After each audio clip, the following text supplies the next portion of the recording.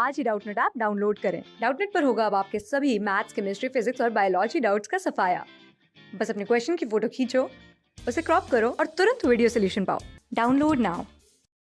Hello students, इस video में हम डिस्कस करेंगे positive and negative initial phase constant. ठीक है, तो हम ऑलरेडी वेव की इक्वेशन तो जानते हैं। क्या होती है वेव की इक्वेशन? वेव की इक्वेशन होती है y is equals to a sine omega t minus k x लिखूं या फिर k x minus omega t लिखूं प्लस माइनस फाई। फाई क्या है? फाई है यहाँ पे अपना, फाई है इनिशियल फेज। यही हमें क्या करना है? डिस्कस करना है, इनिशियल फेज। अब ये पॉजिटिव और नेगेटिव कैसे होगा, हम कैसे पता लगाएंगे? तो वो हम वेव का मॉडल समझते हैं, वहां से हमें पता चल जाएगा। इनिशियल फेज कहाँ पे है? At t is equals to 0 and x is equals to 0। जहां से वेव स्टार्ट हो रही है, जिस टाइम पे स्टार्ट हो रही है, t इज इक्वल्स टू 0 पे ही होगी ऑब्वियसली। वहां पे हम लिखते हैं फाई जो होता है, वहां पे फाई की वैल्यू वो होती है इनिशियल फेज। तो लेट्स से अपनी इस तरह से दिखने वाली कोई वेव है। ठीक है, ये वेव है अपनी, यहां से जाएगी इस तरह से।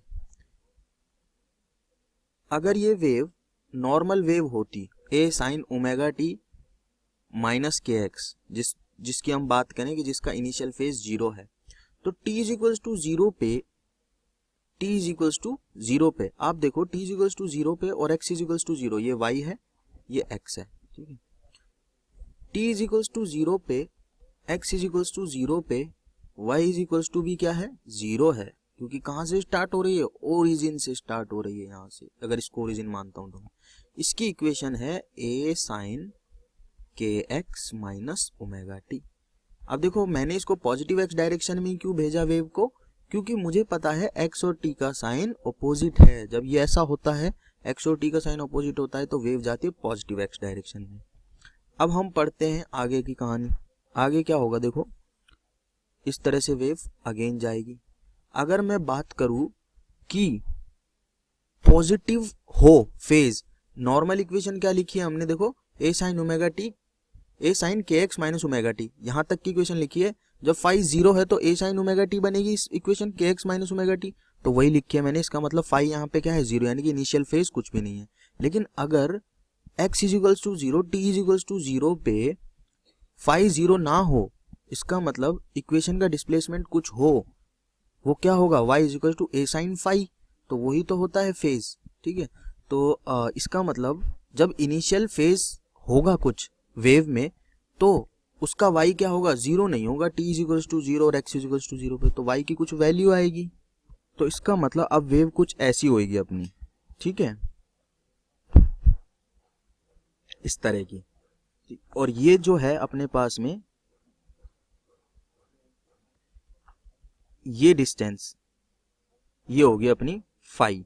ठीक है, यानी कि इस बार जो वेव है वो कहां से स्टार्ट हो रही है? ओरिजिन से ना होके ओरिजिन से पहले, कुछ पहले स्टार्ट हो रही है, तो उसको बोल देंगे हम फेज डिफरेंस फाई। अब ये ऐसे लिखा मैंने, तो ये ऐसे भी तो हो सकता था। दूसरा केस अगर मैं इसका अज्यूम करके देखूं, तो ये तो ऐसे भी हो सकता था कि ये वेव यहां से ना स्टार्ट होके यहां से कहीं स्टार्ट होती, इस तरह से। सेम काम नेगेटिव वाई एक्सिस के साथ भी तो हो सकता है। ठीक है, तो इसको हम थोड़ा सा एक्सटेंड कर लेते हैं, फिर इसके बारे में बात करते हैं। इस केस में ये वाली डिस्टेंस होती फाई।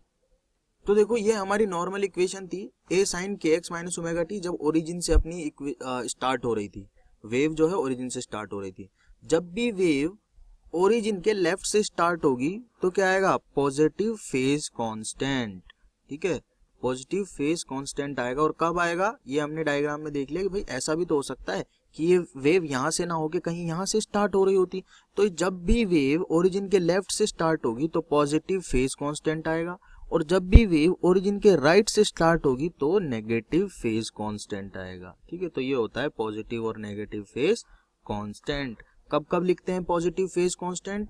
जब वेव ओरिजिन के लेफ्ट से स्टार्ट हो। और नेगेटिव फेज कांस्टेंट कब आएगा? जब वेव ओरिजिन के राइट से स्टार्ट हो। तो इसकी इक्वेशन लिख सकता हूं, a sine k x minus omega t plus phi, और इसकी इक्वेशन आ जाएगी a sine k x minus omega t minus 5। अब आपको इस तरह की इक्वेशन दी जाएगी तो आप डेफिनेटली उसकी तो इक्वेशन लिख देंगे। इस तरह का कर्व दिया गया तो आप इक्वेशन लिख देंगे ए sine k x minus omega T. अब अगर इस तरह का कर्व आ जाए तो भी घबराने की जरूरत नहीं है। हम अज्यूम कर लेंगे अगर यहाँ से दिखाया जाता है इसको, ठीक है, इस कर्व को लेट से यहाँ से दिखाया जाता तो इसका मतलब ये कहाँ से स्टार्ट हो रही होगी, कहीं पीछे से स्टार्ट हो रही होगी।